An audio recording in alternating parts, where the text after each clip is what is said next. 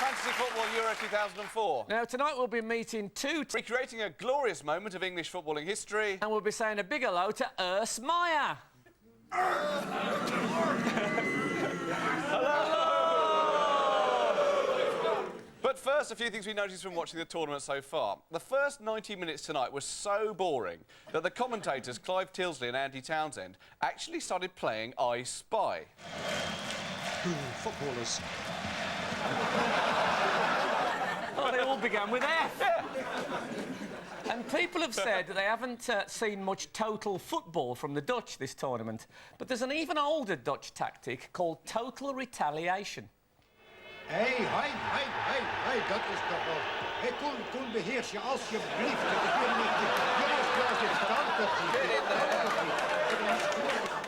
Oh, yes. And there's been a lot of dispute in this tournament about whether tackles have happened in or outside the penalty area. And frankly, this kind of behaviour...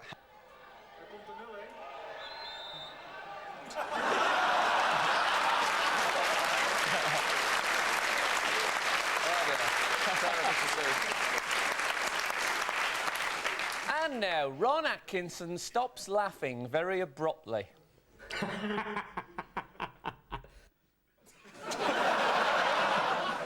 He did. It was awful, though. It was like he got an did. intimation of the future. Oh, indeed. Stato, how are you, mate? Yeah, fine, thank you.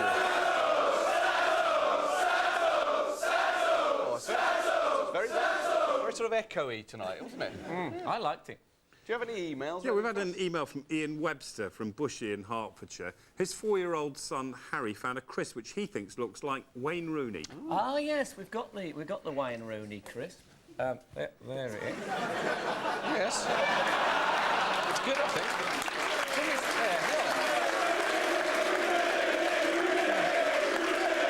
Yes, when you've tuned in to see a crisp being shouted at. Yeah. How much would Chelsea pay for that crisp? Oh, quite a lot. Have you got any other news? Well, the website Anna Nova published a list of sports top bad boys, and George Best was in first place.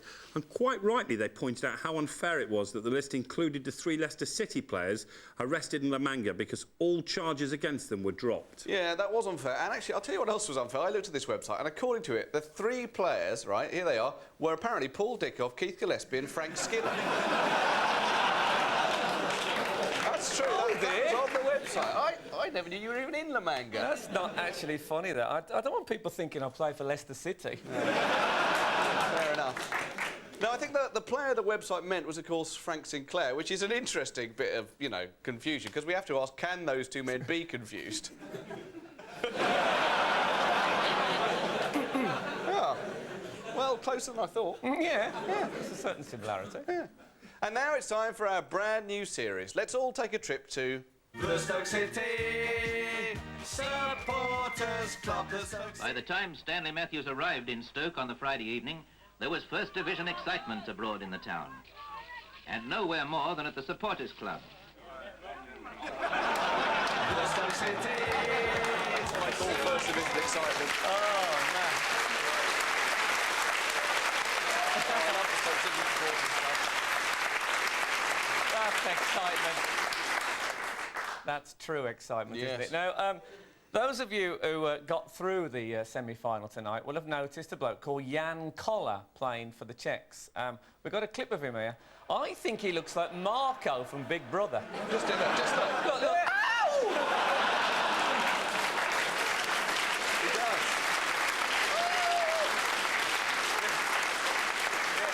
He was saying whatever in a minute. Don't pass him! Oh, God! But he does also look like someone else who he played against earlier in the tournament, which was, look at this. This is Jaap Stam, of course, right? He turns up to be the same bloke, in fact, as Jan Koller. Look at this. Incredible. Now, I was looking at that picture for some time, and I thought, you know, if Yapstam and Yankola went to Australia and went down to Sydney, they can actually join in with the Sydney Opera House. Well, look at that. That's very unusual. Yeah. And if Al Qaeda tried to bomb it, look, they're looking upwards just to keep an eye on things. Yeah. And Yapstam's got one of those speed cycling hats on, so he could race off to tell everyone. They look there. And also, how come the Sydney Opera House is built on top of some sort of barn? It's about to sail off, isn't it, the Sydney Opera House? That's the Sydney Cattle House, isn't it? Anyway, where are we going now? where are we going? Yeah, well, where are we going? I think we should go for a little visit to... The Stoke City Supporters Club, the Stoke City. The purposeful buying of the stars has paid immense dividends. The Stoke City.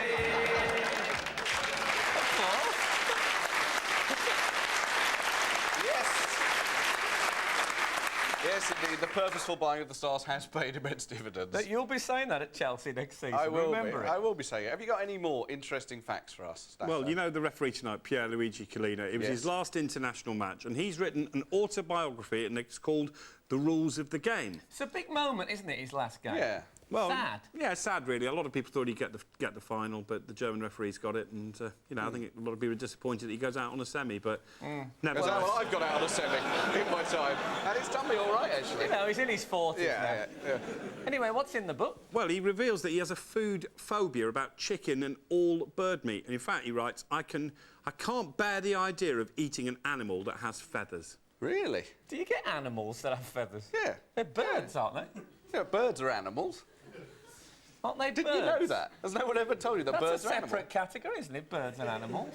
Well, if you know that, could you write in and tell us, please? I always thought birds were in the animal kingdom. Oh, no. That's very Some of the interesting. birds I've been with have been. No,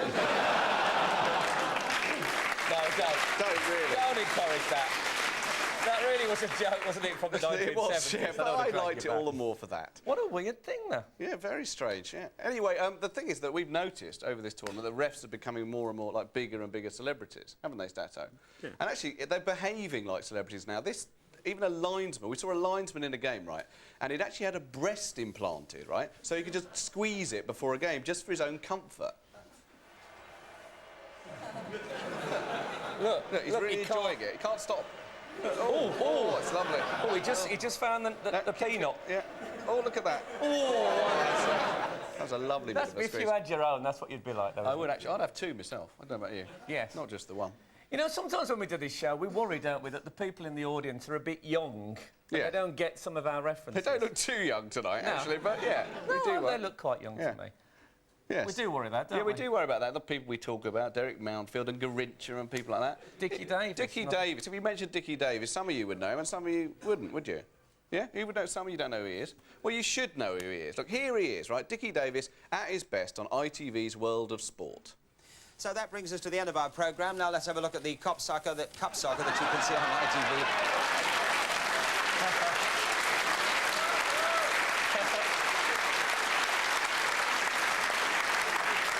That's why you should know him. To be fair, Marco was a guest on World of Sport that night. Is that the doorbell? I think it is. Go and get it, for God's Well, sake. who is that going to be, I wonder?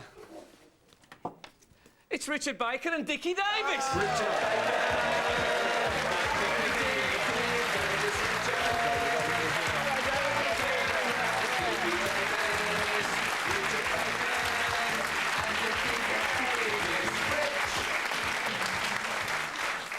Hello, chaps. Thanks for coming around at this time of night. God, it's very Pleasure, late. pleasure. Yeah, absolutely. Yeah.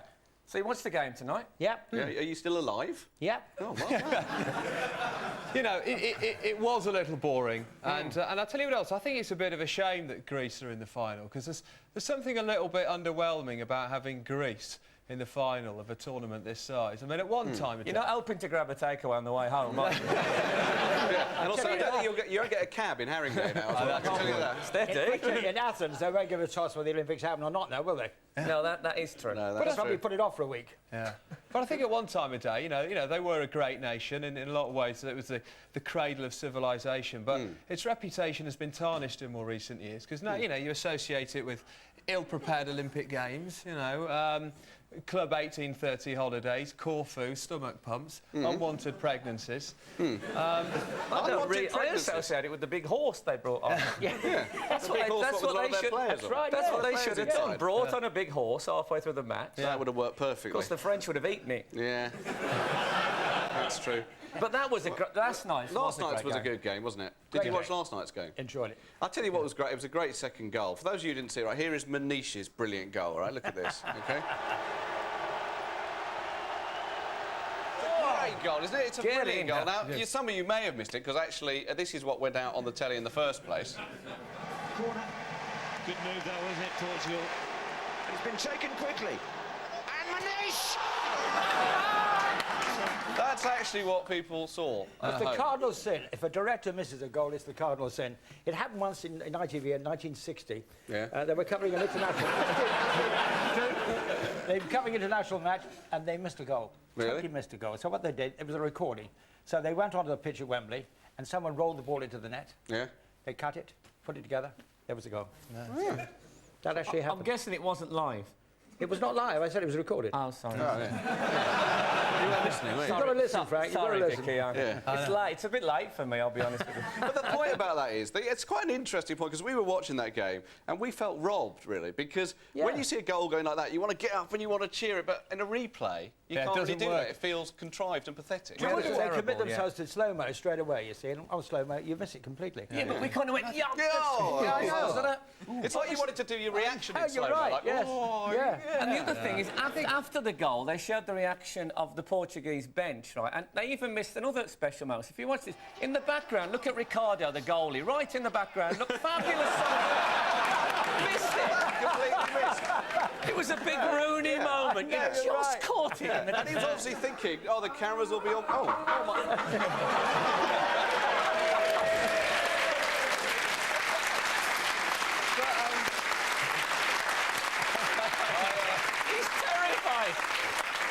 Was that an animal? Was that an animal or a bird that was chasing?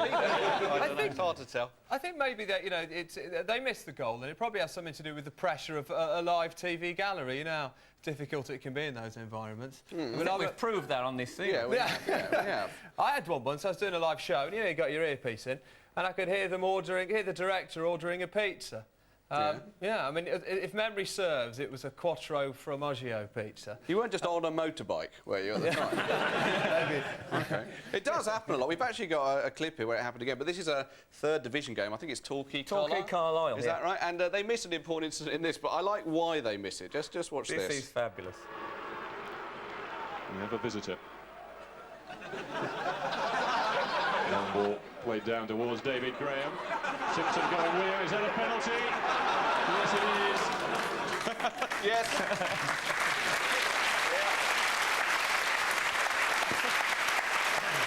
The other thing that the directors have been distracted by during this tournament is lots of shots of attractive, young, quite busty women in the crowd. Yeah, we've noticed that. Yeah. And I wonder if maybe the director had his eye on that as well, possibly contributed to the error. Well, I think we're all right tonight.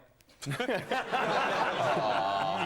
a good time to... Let's take a break, shall we? The audience don't kill us. Cheerio.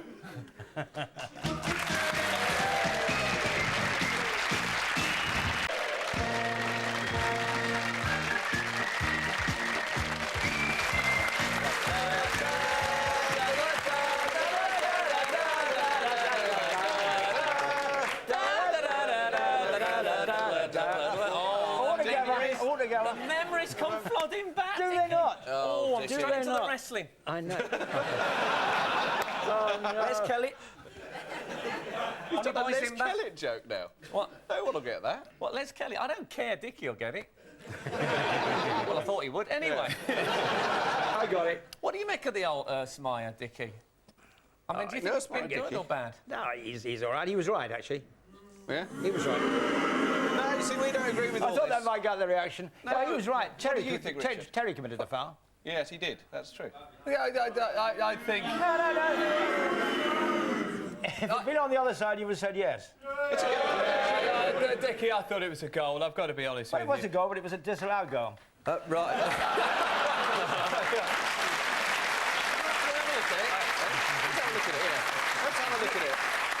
Let's have one more look. Look at his hands. Look at his hands all over the goal. Terry's hands. Terry's hands. They are on the keeper. The point is, I mean, this is something that you said the other day, which is if that was Portugal scoring that goal and he was on James's shoulder like that, everyone would be giving emails to Urs Meier anyway about the fact that he'd given that goal. You're right, yeah. And so we've decided to come out in favour of him. And to do so, what we're going to do is we're going to have a little Swiss celebration. Stato, you got any Swiss delicacies, have you? There we are.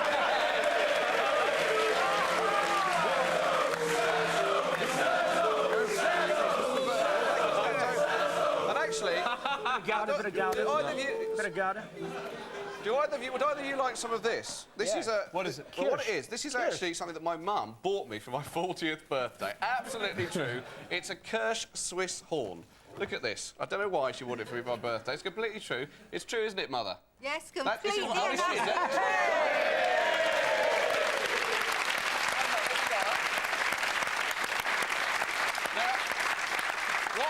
Why did you think I would like this, apart from the fact that it was cheap?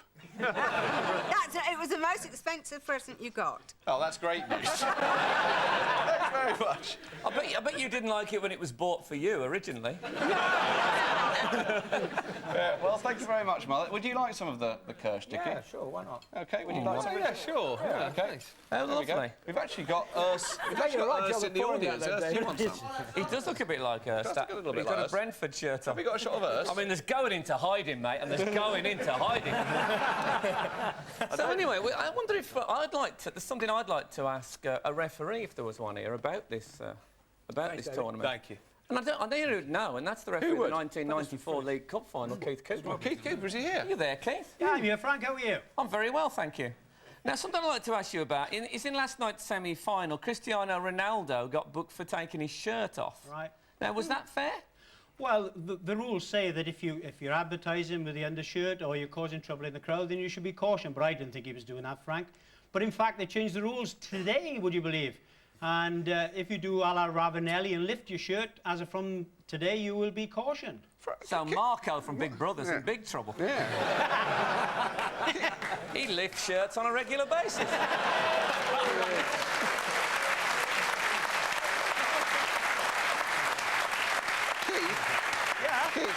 Will you get a crown card? Oh, Keith, sorry, carry on. Can I just ask, what you do with your other hand? It's a bit, what are you doing? Keith Cooper, ladies and gentlemen. I think maybe that the rule about taking your shirt off is possibly quite a good thing. If you didn't have that rule, then other players who scored would feel the pressure and the need to take their shirt off. And you think of maybe someone like Scholes, who's got quite fair skin. If he's playing in a hot country, I doubt he's put like any lotion on prior to a game. He takes off his shirt. There's every chance that he's going to burn quite easily. Yeah, that's true. Yeah. It's not a good idea. Ivan Campo for Bolton, for example. I wouldn't like to see him take his shirt off. They wouldn't have done it in the old days, Dickie, would they? They would have taken their shirts off. No. I mean, they couldn't get them off at that point, could they? Buttons and everything, and all, you know. Well, they had ties on a lot of them, didn't they? Anyway, it's time for Phoenix from the Flames. Phoenix from the Flames, Phoenix from the Flames, Phoenix. So, Martin, one of the most famous things I remember about you is that Alf Ramsey said you were 10 years ahead of your time. Well, actually, me and Jeff Hurst were much more ahead of our time. In fact, if I remember rightly, the captain's log said stardate 68743.2.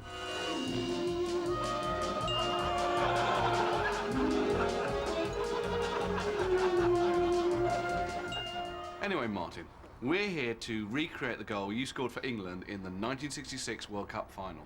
Oh. The ITV commentator was Hugh Johns. Hugh Johns? I always thought he was a bit basic.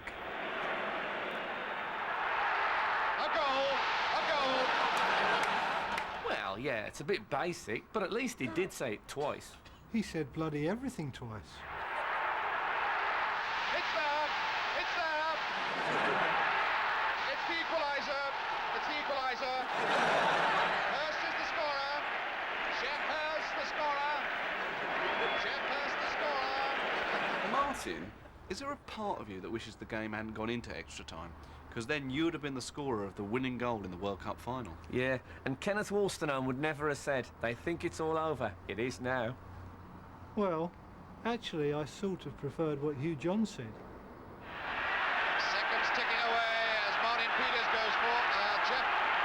sport, and that's it!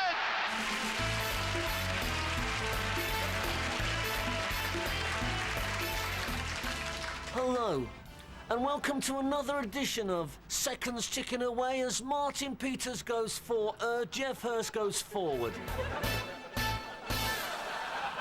Anyway, Martin, tell us about your goal. Well, Jeff Hurst had this shot and it hit the German defender number 2, Hotchkiss, looped in the air, came to me and knocked it in the back of the net.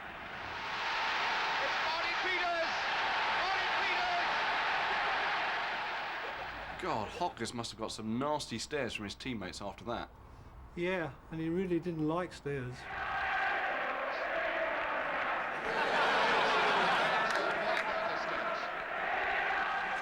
So, anyway, I'll be Hotchkiss, Dave, you be Jeff Hurst, and you be Martin Peters.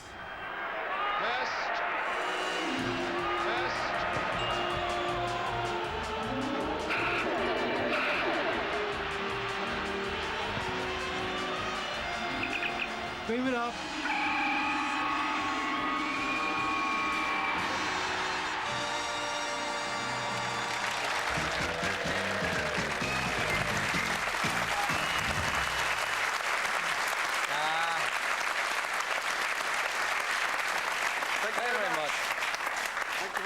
We were going to save that one, weren't we, if England were in the final? Yes, but, oh, well, thank goodness that's the doorbell. Who is that? I don't know, could it be at this time of night? And now the end is there, and so I face the final curtain. My friend, I'll say it's clear, I'll state my face, of which I'm certain. I've lived a life that's full, I've travelled each and every highway, and more, much more